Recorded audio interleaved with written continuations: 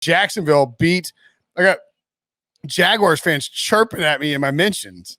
Oh, you crapped all over Lawrence and the Jags last week. What now, son? I was like, look, if you want me to mail you a trophy for beating up on the Cowboys in a preseason game, like, okay, like I'm gonna like throw a turd in a box and mail it to you. Like, Scotch tape like a plastic trophy together. We can have them go with their AFC South brethren and the Colts and hang a banner for it. That could work too. Beat Cowboys in preseason. Trevor Lawrence did actually look really good in this game. 11 of 12 for 139 yards and 2 touchdowns.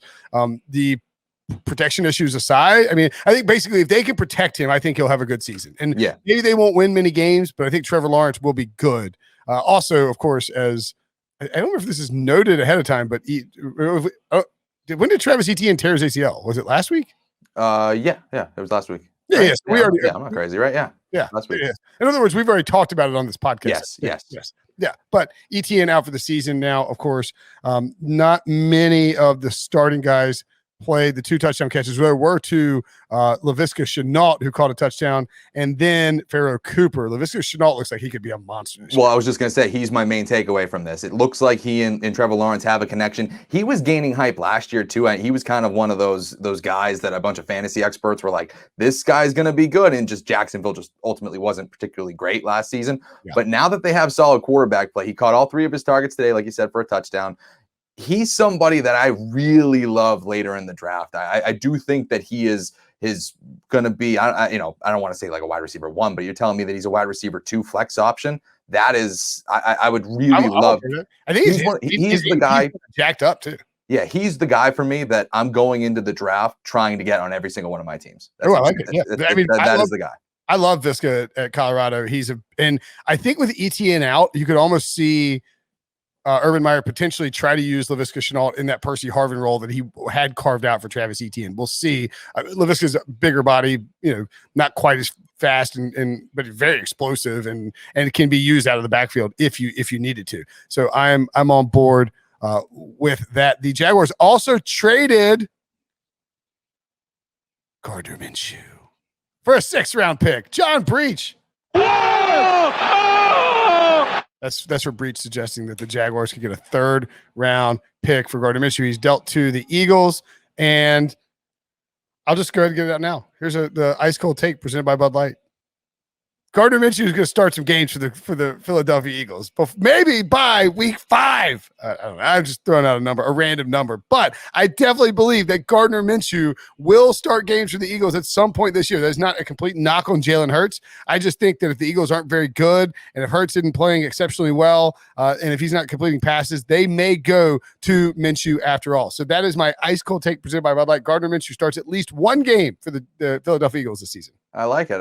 My big takeaway with the Gardner Minshew thing is I think he was traded to the wrong NFC East team. Where are the Dallas Cowboys in this? Dallas to me is the team that should absolutely be looking for a premier backup quarterback.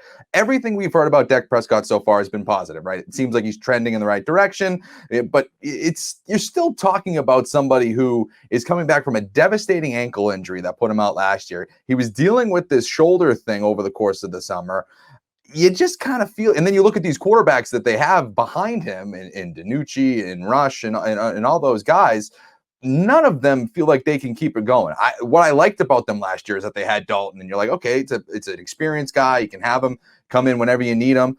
Gardner Minshew could have been that next guy. He's cheap. You would have only had to give up a 6th round pick. It to me, that made all the sense in the world after what we saw in the preseason from these quarterbacks, these backup quarterbacks in Dallas. To me, that felt like a no-brainer. To me, Joe Flacco looks solid. I know he's obviously older and all of that. He looked solid in the preseason. I didn't think that they had to kind of go this route with Philadelphia. I think that, yes, do you want Joe Flacco to be the guy? But no, but you don't really want Gardner Minshew being that guy either. I mean, it's not like we're talking about these elite quarterbacks or anything like that, but if we're talking about high-quality backups, I felt like the Eagles already had one in Flacco, or at least we've seen his play in the preseason kind of suggests that. To me, Dallas is the one that I think should have went after him here. That's actually a much better ice cold take presented by Bud Light than mine. The thing too with I would guess that the Jaguars actually I got one more ice cold take presented by Bud Light. I'm gonna tack one on. Same vein.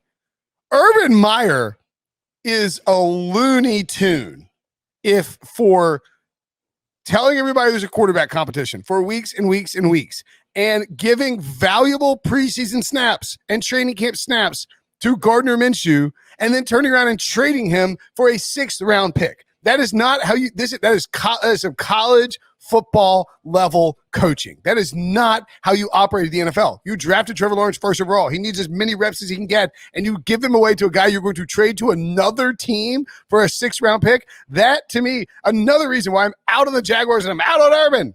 And I don't think it's an accident that Trevor Lawrence just had his best game of the preseason with all of that stuff behind him. 11 to 12 passing, 139 yards, 2 touchdowns. I mean, 154.5 quarterback rate, passer rating. Unbelievable. Yeah. I mean, I don't think that those two things are, that's not a coincidence, obviously. He's splitting reps in practice. He's in this quote unquote competition, even though he was, not even the number 1 overall pick, like the new John Elway, the new Peyton Manning. Like, and now all of a sudden it's a quarterback competition. We've already kind of seen that there's been some questionable things going on with Meyer. Several questionable things. And so that, obviously, this is just the latest here, but that is something to keep an eye on now, obviously, to kind of going forward in the year.